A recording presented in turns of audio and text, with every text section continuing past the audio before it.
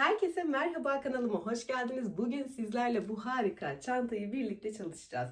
Çantanın modeli ünlü bir markaya ait fakat tasarımı, bu şekli, formu bana ait.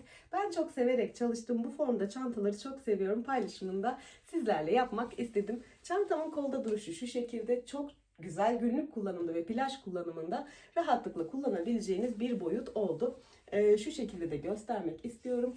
Çanki rafya dışında farklı iplerle, kağıt iple, rafya ile falan çalışacaksanız mutlaka şu taban kısmındaki sayıları arttırmanızı tavsiye ederim. Çünkü çanki rafya çok kalın bir rafya olduğu için bu sayılar buna yeterli oldu. Farklı iplerle çalıştığınızda lütfen bunu göz önünde bulundurun. Çantamın şöyle göstereyim. Şu kısımdan itibaren 38 santim. Şu kısımdan itibaren 28 santim. Eni de 45 santim. Tüm malzemelerimi Angel Çanta Aksesuar sayfasından aldım. Açıklamaya link bırakacağım. Muhakkak oradan bakıp alabilirsiniz. Zaten video içerisinde tüm ürünlerin kullanımını da göstermiş oluyorum. 4 adet çanki rafya kullandım. İstediğiniz iple çalışabilirsiniz. Beğeni ve yorumlarınızı bekliyorum. Haydi hep birlikte yapımına. Bununla öncelikle malzemelerle başlamak istiyorum. Şu taban benim özel isteğim üzerine hazırlanmış bir boyut ve benim en çok kullanmayı sevdiğim taban bu boyut 36 santimdi galiba ya da 35. Bu taban üzerine modelimi kuracağım. Model ünlü markaya ait ama tasarım tamamen bana ait olacak. Yine bu çanta sapları benim özel isteğim üzerine bu şekilde delikler açılarak yapıldı. Sizler de bu malzemelere Angel Çanta Aksesuar sayfasından temin edebilirsiniz. Asilobi Çanta Aksesuar sayfasından da alabilirsiniz tabanı ve sapı. Daha sonra Fibra Natura'nın çanki rafyasını kullanacağım. Bu 18 numara. Şurada 18 numara olan rengi. Bu rengi seviyorum. Bunu da tabayla uyumunu seviyorum. Bu rengi çalışacağım. Bunun acı kahvesini de çalıştım. Video başında sonunda zaten sizler de göreceksiniz. 21 numarasını. Bu rengi de çok seviyorum. Şimdilik 4 tane ip aldım ama sanırım bir 5 tane gider gibi. Yine de net ip sayısını sizlere videonun başında vereceğim. Ama bu model için kesinlikle tüm rafyalar içinde en uygun rafya çanki rafya. Çünkü çok tok ve kalın bir rafya olduğu için örümü de kolay zorlanacağınızı düşünmüyorum. Ama bu modele en çok yakışan rafya bu rafyadır. Tüm malzemelerimi aldığım sayfayı açıklama kısmına link olarak bırakacağım. Muhakkak bakabilirsiniz. Bu arada saplar da 70 santim uzunluğunda. Siz satın aldığınızda şunları belirtin lütfen. Bu modelin görselini attığınızda zaten sizlere şunları delip göndereceklerdir. 3,5 milimlik de tığ kullanıyorum. Haydi hep birlikte başlayalım yapımına. Modelinin tasarımı bana ait olacak. Sizler de lütfen beğeni, yorum yaparak bana destek olursanız çok çok sevinirim. Yaptığınız zaman da lütfen tasarım sahibi olarak beni eklemeyi unutmayınız. Bu konuda çok muzdaribim. Gerçekten çok sıkıntılar yaşıyorum artık. Bunu da sizlere söyleyeyim. Şimdi tabanımı her zamanki gibi tam orta noktadan başlıyorum. Şöyle bir tane sık iğne ile sabitleyeceğim. Ama bunu saymıyorum. Burada yalancı sık iğne yapacağım. İpimi üstüne atıp aynı noktaya giriyorum. Hepsini tek seferde çıkarıyorum. Bu bir.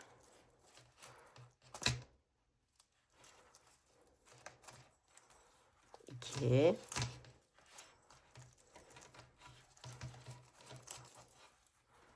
Üç. Ve 4. 4 kere tam orta noktaya battım. Sayıları o kadar eşit net ayarladım ki sizler de kolaylıkla yapacaksınız. İpimi üstüne atıyorum. Bir sonraki noktaya 3 tane yalancı sık iğne yapıyorum. Hepsini tek seferde.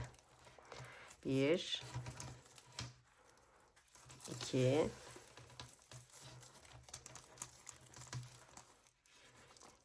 ve 3.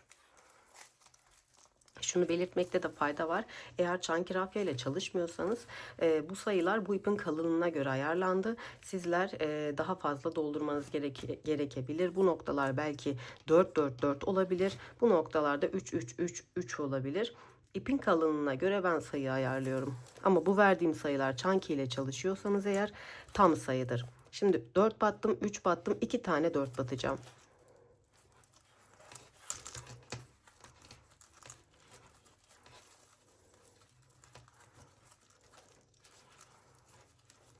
3 ve 4. ikinci dördümü de tam şunun karşısına denk gelen noktaya batacağım. 1 2 3 ve 4.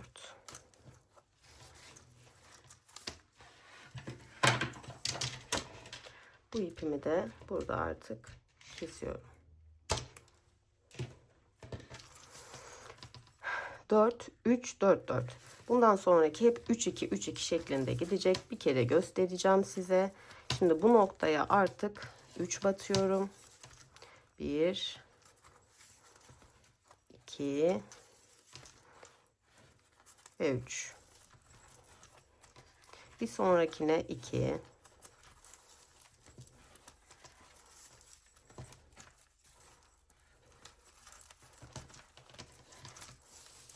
2 battım. İpi üstüne atıp bir sonrakine 3. Sayılar net şekilde ayarlandığı için her iki karşı noktada eşit şekilde denk gelecek. Hiç merak etmeyin eğer aynı tabanı kullanıyorsanız. 3 2 3 2 3 2 şeklinde geldik. Şuraya 3 denk geliyor. Ne yapıyorduk? 4 4 3 4 3 4 4, sonra tekrardan 3 2 3 2 3 2 şeklinde şu noktaya kadar geliyorum. Buraya zaten 3 denk gelecek. Son olarak 4 4 3 olarak bitireceğiz. Hepsini aynı şekilde ilerleyeceği için göstermiyorum sizlere. Burada yaptığımın aynısı, bu arada yaptığımın aynısı karşıya denk gelecek ve bu noktada yaptığım dörtlüler, üçlüler karşıda da aynı yerlere denk gelecek. Şimdi ben tabanı tamamlayıp tekrar geliyorum. Tamamen ördüm. Şimdi kısaca böyle bir üzerinden geçmek de istiyorum açıkçası. Şimdi son üçlü kaldı. Bakın 4 ile başladık. 3, 2 tane 4, geri kalanlar 3 2 3 2 şeklinde gidiyor ve 2 dörtlüye gelmeden önce bir tane üçlümüz var. Üçlüyü yapıyoruz. 2 tane dörtlü, üçlü, dörtlü, üçlü, dörtlü, dörtlü, 3 2 3 2 3 2 şeklinde geldim. Son olarak 2 tane dörtlümü yaptım. Şurada sökeceğim. 2 tane yapmışım. Hemen 3 ve 4. Son olarak son üçlüyü de yapıyorum. 1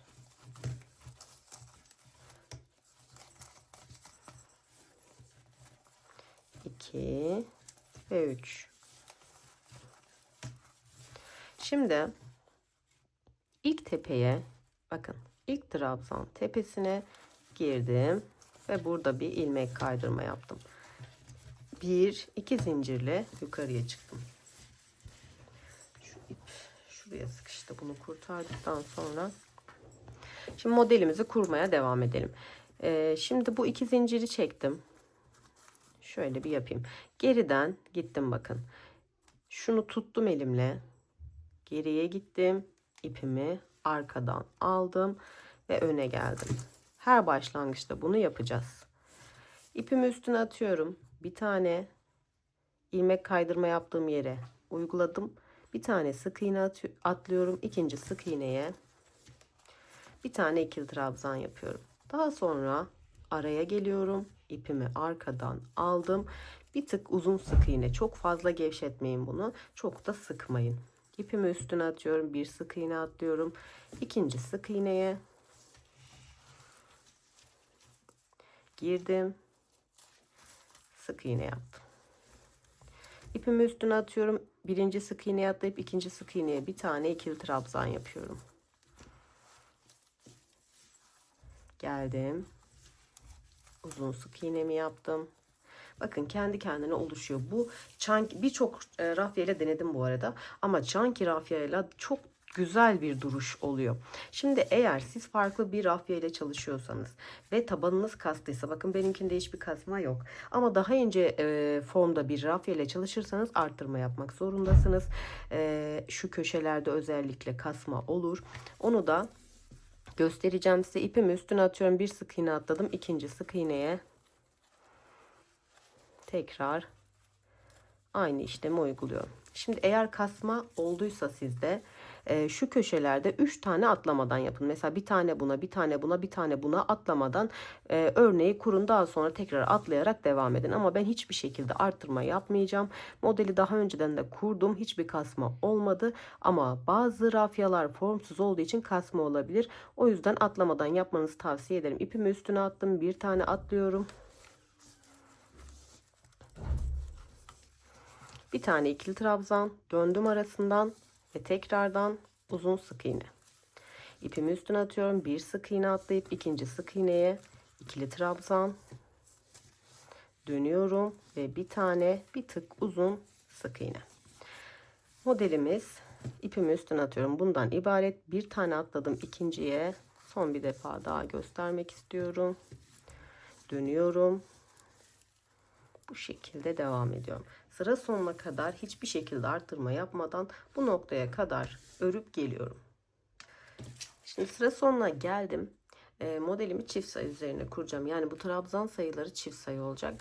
Benim buraya gelince bakın, son artık birleştirme yapacağım yere gelince benim 69 tane oldu. 70'e tamamlayacağım. Bunu eksiltmeyeceğim, arttıracağım. Ola ki sizin 68 falan çıktı. Devam edebilirsiniz ya da 70'e tamamlayabilirsiniz. Çünkü belki ben de aralarda bir tane atlama yapmış olabilirim. Çift sayı olsun, kaç olursa olsun, öyle söyleyeyim size. 69. Şimdi normalde burada ilmek kaydırmayla birleştirmem lazım ama bunu önce 70'e tamamlıyorum. Sıradaki arada sadece bir tane sık iğnem kaldı. Ona batacağım mecburen. 70'e tamamlayacağım. Siz de buna dikkat ederseniz sevinirim. Şimdi 70 tane ikili trabzan grubum oldu. Çift sayı olması benim için önemli olan. Şimdi ilk trabzanımın bakın tepesindeki sık iğneye giriyorum. Burada bir birleştirme yapıyorum ilmek kaydırmayla. Daha sonra ne yapıyorum? Bir zincir çekiyorum ve ilmek kaydırma yaptığım noktaya tekrar bir tane sık iğne yapıyorum. Şimdi sırasıyla her bir sık iğneye, yani her bir trabzan tepesine zaten batacağımız noktalar çok çok belli. Şöyle. Bir sıra sık iğne, bir sıra trabzandan oluşuyor. Bu sık iğnelerde toparlayıcı görevi görüyor modelimizde. Şöyle. Batacağımız noktalar zaten hep tepeler. Her bir taneye bir tane sık iğne yaparak ilerliyoruz. Şimdi sıra sonuna kadar sık iğne yapalım. Daha sonra tekrar model kurulumunu gösterip bitirelim. Burada başlangıçtaki ilmek kaydırmalar vesaire unutursanız geri sardırıp izleyebilirsiniz. Model tamamen birbirinin tekrarı şeklinde ama bu sıra sık iğne sırasını bitirip tekrar yukarıya çıkmayı sizlere göstereceğim. Sıranın sonuna doğru yaklaşıyorum. Sık iğnelerimi bu şekilde yapmaya devam ediyorum. Son olarak bakın, burada ilmek kaydırma yaptığımız noktaya da batıyoruz. Boş kalmaması için. Ve ilk bakın bir zincirini çekip aynı yere battığımız tepeye, şöyle yakından göstereyim. İlk tepeye, yani yeni sıradaki ilk tepeye ilmek kaydırma yapıyoruz. Buraları iyi izleyin. Unutursanız da geri sardırıp tekrar yapabilirsiniz. Şimdi trabzan sırasına geçerken ne yapıyoruz? İlmek kaydırmadan sonra tığımı bakın şu uzun sık iğne ile bir önceki sıra yaptığım sık iğnenin arasına, şu ara noktaya bakın. Şu noktaya batıyoruz. Şimdi buraya girdim, bir tane sık iğne yaptım. 2 zincir çektim. Bunu tuttum. Geriye döndüm. İpimi aldım ve buraya bir tane sık iğne yaptım. İpimi üstüne atıyorum. Bakın, tekrar batacağım nokta şurası. Yani uzun sık iğne ile bir önceki sık iğnenin arasına. Şu noktaya şöyle yakından göstermek istiyorum. Şu noktaya batıyorum. İkili trabzanımı yapıyorum. Dönüyorum ve bir tane hafif uzun sık iğne. İpimi üstüne attım. Bakın, yine aynı araya batarak trabzanlarımı tekrar yapıyorum. İpimi üstüne atıyorum. Sıradaki noktaya trabzanımı yapıp sık iğne ile tamamlıyorum. Ve ipimi üstüne atıyorum. bir sonraki noktaya trabzanımı yapıp tekrar dönüp yaptım. Bu şekilde bakın. Yine sıra sonuna kadar hiçbir şekilde arttırma yapmıyoruz. Sık iğne yaptığımız sıralarda şöyle biraz elimizle el ütüsü yapalım ki sık iğneler daha sık olduğundan kasmasın. Zaten ütüleyeceğiz en son. Şimdi trabzanı bitirdik, grubunu. Geldik tekrar şu tepeden ilmek kaydırma yapıp bir zincir çekip aynı yere battık. Sık iğne yapmaya devam ettik. Bundan sonra model hep aynı devam edecek. Eğer yapamazsanız bir önceki sıraya dönüp bakarsanız aynı işlemi yaptığımızı görmüş olursunuz. Şimdi ben bunu yaklaşık bir 15 sıra falan örerim diye düşünüyorum. Ördüğüm sırayı size tabii ki söyleyeceğim ölçülü şekilde. Bunu örüyorum istediğim boyuta ulaşana kadar ve gelip bu sefer ayrımlarını yapacağız. Şimdi örgüm istediğim ölçüye ulaşana kadar yaptım. Aslında ben bir tık daha büyük yapardım ama eğer siz fazla ip kullanmak istiyorsanız ben tam 4 iple bitirmek için böyle yaptım. Yoksa ben bir sıra daha örerdim ama dediğim gibi tam 4 ip gitsin, fazla ip kullanmayalım diye de burada bıraktım. 1, 2, 3, 4, 5, 6, 7, 8, 9, 10, 11, 12, 13, 14 sıra örmüşüm. Sizlere ölçüsünü de vereceğim. Tabana kadar olan. Tam 28 santim, şöyle göstereyim. 28 santim örmüşüm. Son olarak sık iğne sırasında örüp bıraktım. Onu da sizlere şöyle kameramın açısını düzelteyim. Dördüncü ipimle sık iğne sırasını ördüm. Şöyle sonuncuyu da birlikte yapalım. Ve her zaman ilmek kaydırma yaptığım noktadan da ilmek kaydırmamı yapıp burada bir zincirimi çekip ipimi kesiyorum. Bunu da iğne yardımıyla şöyle içe alacağım. Daha sonra yapacağımız işlem çantamın her iki orta noktasını bulmak. Şöyle düzelttiğimde şunları şöyle düzeltelim.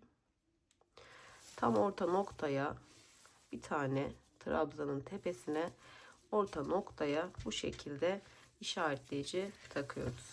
Hemen ben tekrar bir kontrol sağlayacağım. Eğrilik olmasın. Ön tarafta trabzanları sayıyorum bu arada. 34 tane önde, 34 arkada kaldı. Bu ilmek taktıklarımı saymadım. Hemen şimdi 1, 2, 3, 4, 5, 6, 7, 8, 9, 10, 11, 12 tane de ortada bırakacağız. 1, 2, 3, 4, 5, 6, 7, 8, 9, 10, 11. İşaretleyicinin olduğu noktayı saymıyorum. 1, 2, 3, 4, 5, 6, 7, 8, 9, 10, 11. 2, 4, 6, 8, 10, 12. Evet, 11.lere işaretleyicimi takıyorum. Şöyle 11.'nin tepe noktasına işaretleyicimi takıyorum. 1, 2, 3, 4, 5, 6, 7, 8, 9, 10, 11, 12. 13.'ye de buradan işaretleyici takıp tekrar emin olmak için sayacağım. 1, 2, 3, 4, 5, 6, 7, 8, 9, 10, 11. Bakın işaretleyicinin olduğu noktayı saymadım. Şöyle 2 tane daha işaretleyici alıp diğer kısmında 1, 2, 3, 4, 5, 6, 7, 8, 9, 10, 11. 11.'ye takıyorum. 1, 2, 3, 4, 5, 6, 7, 8, 9, 10, 11. Buradan da 11.'ye takıyoruz.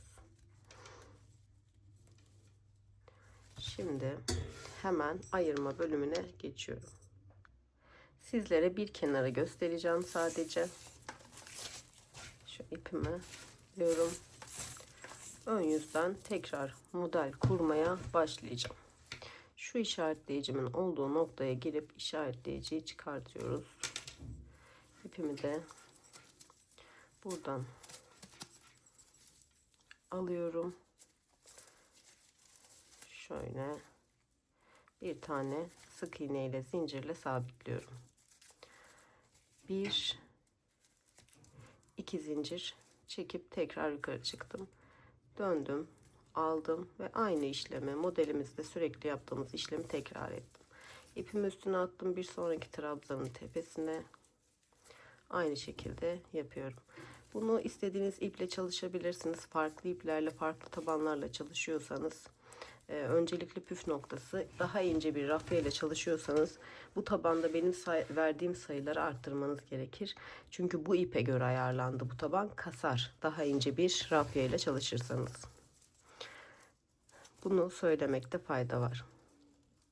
Şimdi modeli aynı şekilde yapmaya devam ediyoruz. Şekilde aldım, yaptım. Şu karşıdaki noktaya kadar, şu ortaları artık çıkarabiliriz. Bunu orta noktayı bulmak için takmıştık. Şu işaretleyiciye kadar gidiyorum. Dönüşü de sizlere göstereceğim. Şimdi sıramın sonuna geldim. Bu işaretleyicinin olduğu noktaya da son olarak bir tane yapıyorum.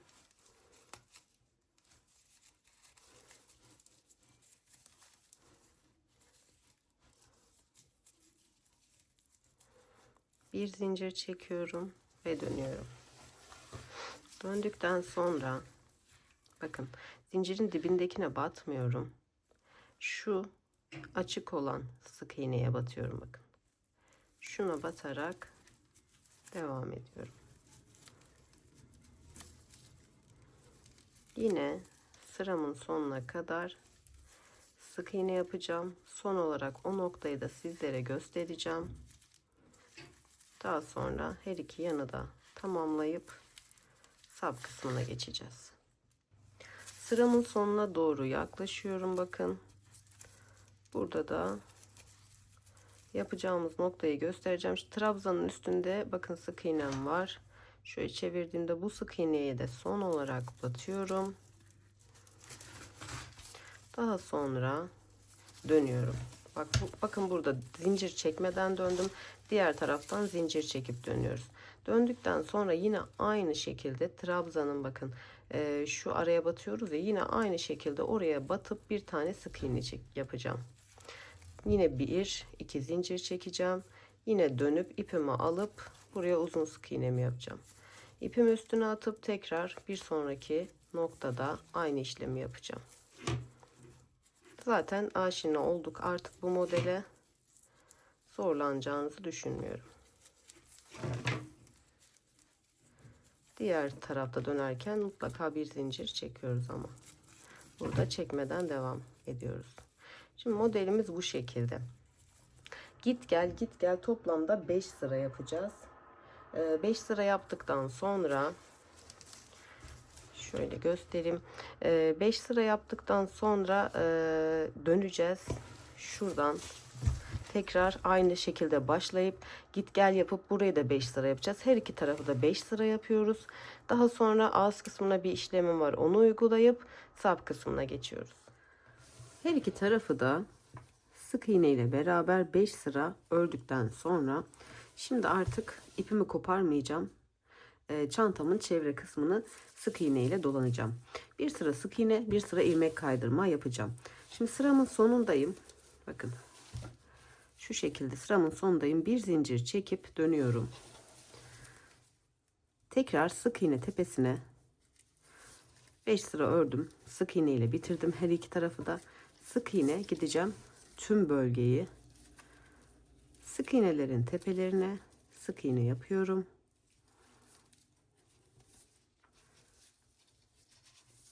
Şu köşe noktaya kadar sık iğne yapıp şu araları sizlere göstereceğim. Köşe dönüş noktasına geldim. Sık iğnelerime batıyorum. Bakın son sık iğneme de bu şekilde battım. Ve dönüyorum. Amacım şu ağız kısmında daha tok bir duruş elde etmek. Bu son noktaya bir tane daha batıyorum. 2 tane battım. Toplamda dönerken daha düzgün ve sıkma olmasın diye. Bakın şimdi bu boşluklara, sıra gelen boşluklara batacağım. Bu kısımlar zaten sapın içinde kalacağı için çok gözükmeyecek. Şuraya 2 tane batıyorum. Göz kararı. Boş kalmasını istemiyorum. Hemen şu noktada bir tane batma yapıyorum. Bakın şurada bir açık var. Buraya bir sık iğne yapıyorum. Şu noktaya bir sık iğne yaptım. Hemen kontrol ediyorum. Yetersiz gelirse bir tane daha yapıyorum. Daha sonra şu noktaya battım. Hemen yanındaki boşluğa battım.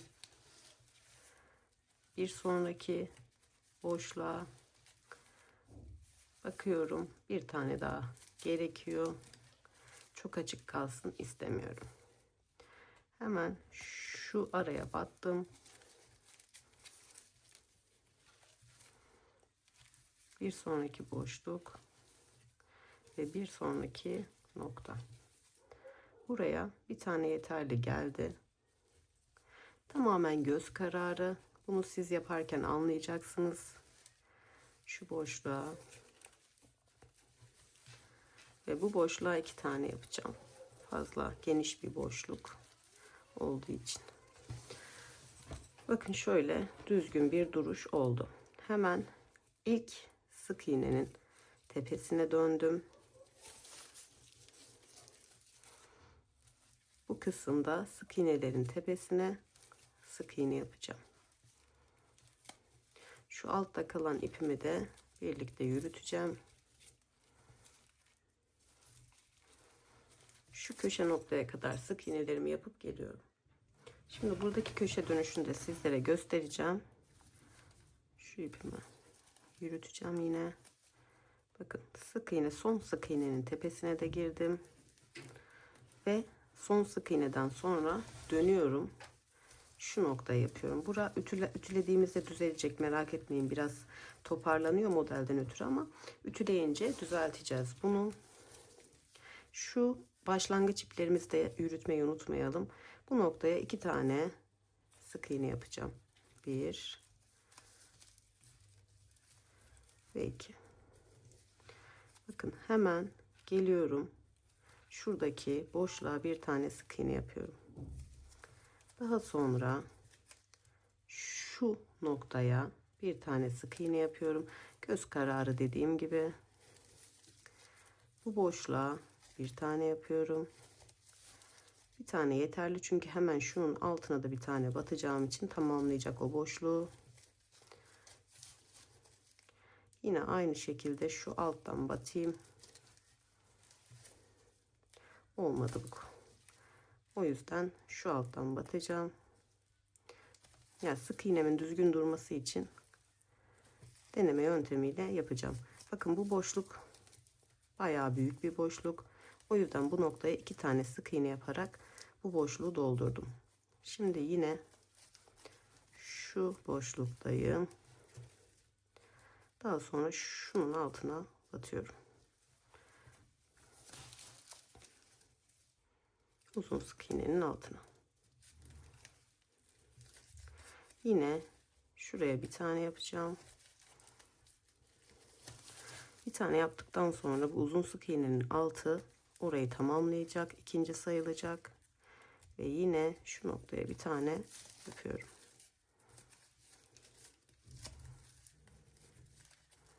Şu alana 2 tane yapacağım. Geniş alan çünkü. 2.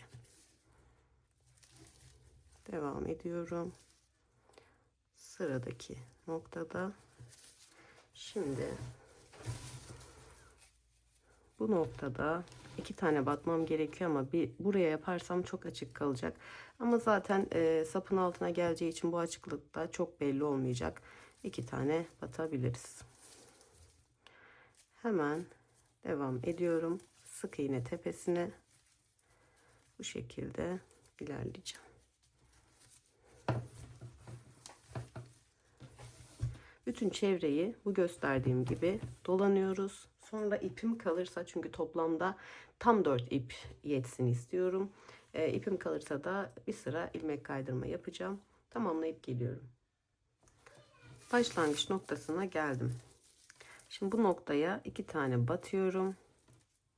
Köşede kasma olsun istemiyorum. Bakın ilk sık iğneme geldim. Buraya da bir tane batacağım. Çünkü ilmek kaydırma yapacağım. Orada bir çirkin görüntü olsun istemiyorum. Bundan sonra her bir sık iğne tepesine çok sıkı ya da çok gevşek olmayacak şekilde, kasmayacak şekilde ilmek kaydırma yapıyorum. Tüm çevreyi ilmek kaydırma yöntemiyle düzeltip daha sonra ütüleyeceğiz. İşte çıt çıtıydı. Astar yapmak isterseniz astarıydı. Sapıydı. Onlar kaldı sadece. Farklı hiçbir şey yok. Tüm sık iğnelerin tepesine ilmek kaydırma yapıyoruz. Ben tamamlayıp geliyorum. Şimdi sıra başına geldim. Son sık iğneye de ilmek kaydırma yapıyorum. Bakın şu noktaya da şöyle bir tane yapacağım. İpimi burada artık kesiyorum. Zaten 2 metre falan ipim ancak kalmıştır. Onu da isterseniz sap için kullanabilirsiniz. Sapı dikmek için ya da işte çıt çıt dikmek için falan. Toplamda tam 4 tane ipimiz gitti. Bunu da şöyle ilk yaptığımla son yaptığımın arasından geçtim. Hatta şöyle şuradan da yürüteceğim. Fazla bir şeye gerek yok çünkü.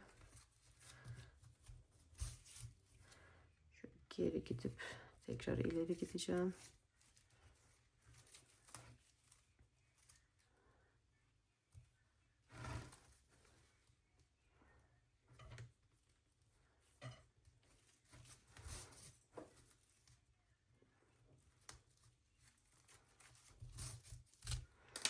Hiç artık ipimde kalmadı. Sık iğne sırasında hepsini yürüttüm.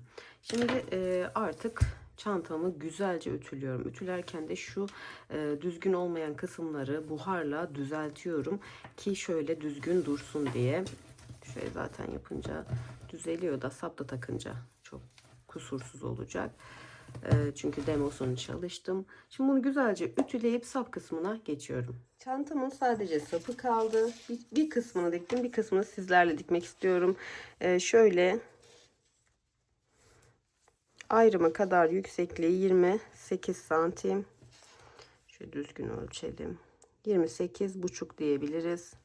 Çantamın eni 45 santim. Burada olan yüksekliğe kadar da 39 santim. Şöyle göstereyim. 39-40 da diyebiliriz. Aynen 40 santimde yüksekliği. Şimdi sizinle beraber bakın ağız kısmına böyle bir derili gizli mıknatıs diktim. Çok güzel bir mıknatıstır bakın bu. Tavsiye ederim kesinlikle. Yine Angel çanta aksesuar sayfasından. Artan ipim vardı. Kendi ipini kullanmak istedim dikerken. Hemen sizlere de ufak bir göstermek istiyorum.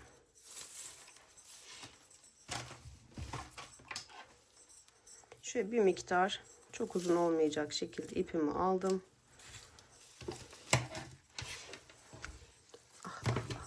Hiç sevmediğim bir şey kamerayı oynatmak.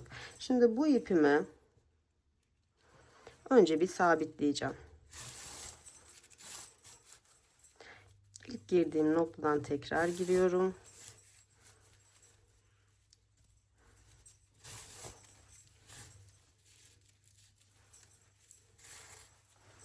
Şöyle sabitledikten sonra tam köşe noktaya gideceğim.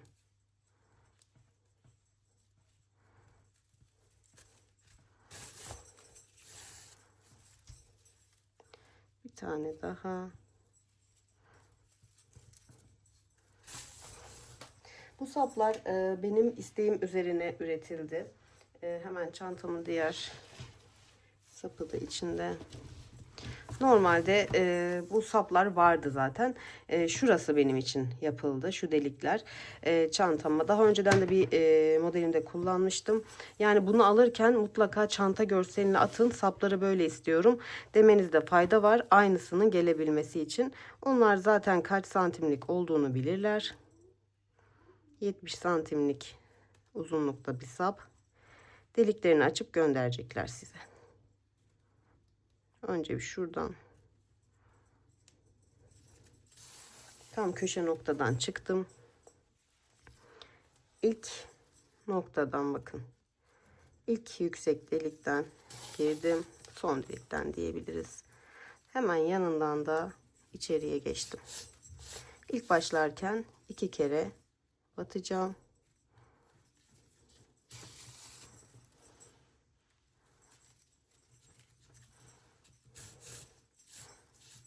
Bu şekilde.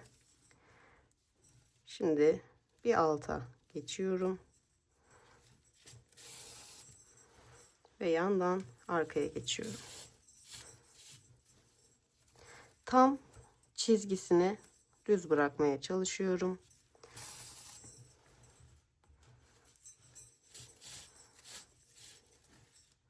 Burayı 2 sıra sık iğne ilmek kaydırma yapmamın sebebi buydu. Dikerken boşluklara denk gelmesin. Bu noktada batacak noktalarımız olsun diye.